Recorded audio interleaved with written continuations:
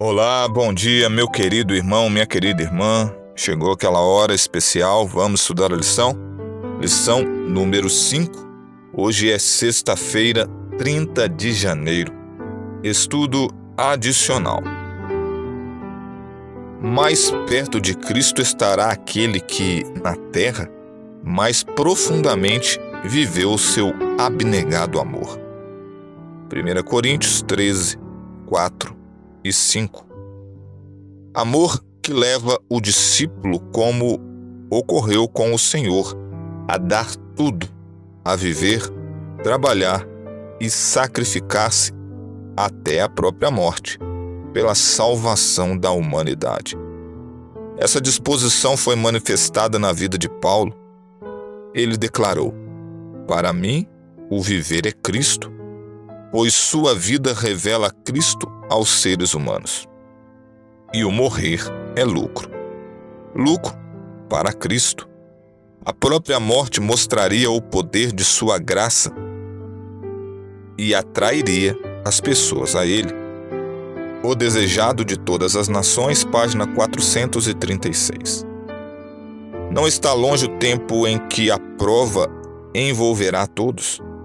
A marca da besta nos será imposta. Os que, passo a passo, cederam às exigências do mundo e sujeitaram a costumes mundanos, não acharão difícil submeter-se aos poderes dominantes, de preferência a expor-se a escárnio, insultos e ameaças de prisão e morte. Quando multidões de falsos irmãos forem distinguidas dos verdadeiros, então os anônimos se revelarão e com ousana se alinharão sob a bandeira de Cristo. Aqueles que têm sido tímidos e receosos se declararão abertamente por Cristo e sua verdade. Os mais fracos e hesitantes na igreja serão como Davi, dispostos a fazer e ousar. Quanto mais profunda a noite para o povo de Deus, mais brilhantes as estrelas. Satanás atormentará intensamente os fiéis, mas em nome de Jesus eles se tornarão mais que vencedores. Amém? Vamos para um breve comentário. A lição dessa semana, ela enfatizou 3 temas principais. O primeiro, nós consideramos, a lição trouxe para nós a relação entre a fé e as obras. Esse foi o primeiro tema. O segundo, como cristãos, somos chamados a ser luz para o mundo, seguindo os passos de Jesus e compartilhando nossa vida com outros. Também foi dado ênfase na lição dessa semana a respeito das provações e dificuldades que enfrentamos em nossa caminhada cristã. E essas provações, elas nos fortalecem para desafios maiores na obra de Deus. Elas são instrumentos usados por Deus para desenvolver qualidades essenciais e indispensáveis para um ministério frutífero. Fé e obras.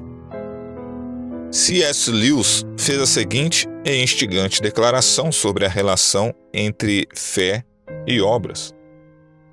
Os cristãos sempre se envolveram em discussões para tentar definir se o que os leva para o lar eterno são as boas ações ou a fé em Cristo.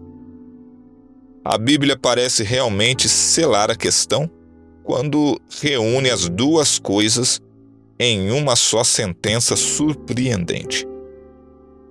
A primeira parte diz: ponham em ação a salvação de vocês com temor e tremor, que nos dá a impressão de que tudo depende de nós e de nossas boas ações. Mas a segunda parte completa: pois é Deus que efetua em vocês tanto o querer quanto o realizar, que dá a ideia de que Deus faz tudo e nós nada. Temo que esse seja o tipo de coisa que temos de confrontar no cristianismo e fico intrigado com isso, mas não surpreso. Na segunda parte, a lição nos deu ênfase sobre luzes, eu e você, meu irmão, minha irmã, sobre nós sermos luzes para o mundo. A imagem da luz é constantemente aplicada na Bíblia como uma metáfora para a missão. No Antigo Testamento, o próprio Deus é descrito como a fonte suprema da qual a luz emana. O salmista escreveu em Salmo 27, verso 1, "O Senhor é a minha luz." Também no Salmo 4, verso 6, Salmo 89, verso 15, Salmo 118, verso 27. Também encontramos em Isaías, capítulo 2, verso 5, estas afirmações. De modo semelhante, falando em nome do seu povo, o profeta Miqueias declarou: "O Senhor será a minha luz, ele me levará à luz."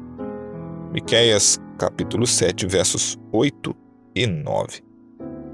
É interessante notar que a metáfora mais significativa para a igreja nos primeiros capítulos do Apocalipse é a dos candelabros. Nesse sentido, vários estudiosos concordam que o abandono do primeiro amor por parte de alguns na igreja de Éfeso estava relacionado ao enfraquecimento de seu zelo missionário. Apocalipse, capítulo 2, verso 4. Assim, Jesus advertiu que, a menos que se arrependessem, ele removeria o seu candelabro de lugar. Afinal, o chamado para ser luz é também um chamado para a comunhão da luz. Paulo via os cristãos como estando unidos em uma comunidade na qual podiam encorajar e fortalecer uns aos outros como filhos da luz. E por último, nós vimos a terceira parte, qualidades para um ministério bem-sucedido.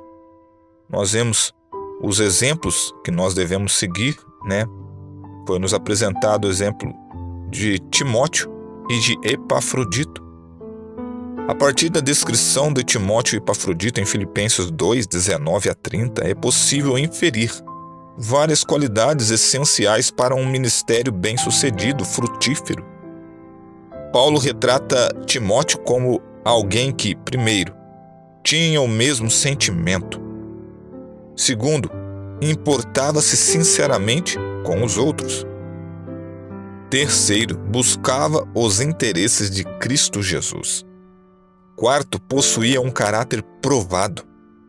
E quinto, demonstrava uma atitude de serviço.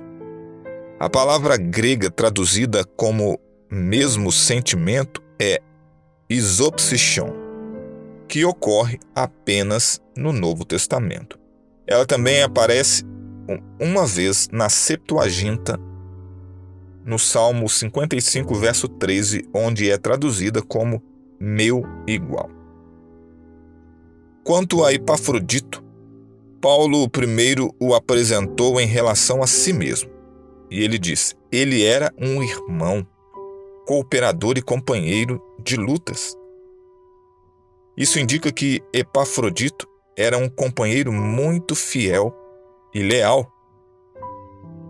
Amava profundamente as pessoas a quem servia e cuidava delas.